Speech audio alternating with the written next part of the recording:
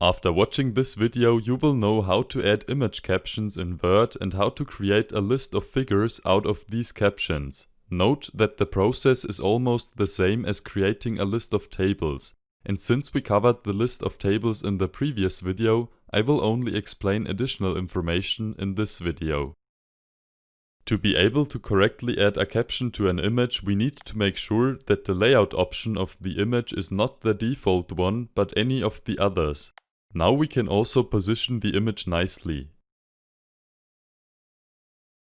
And this process needs to be repeated for all images in the document.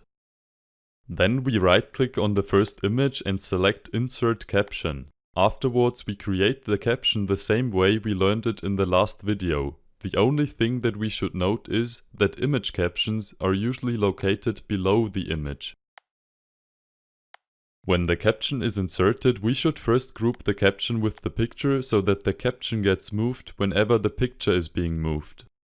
And again, we repeat this process for all the other images.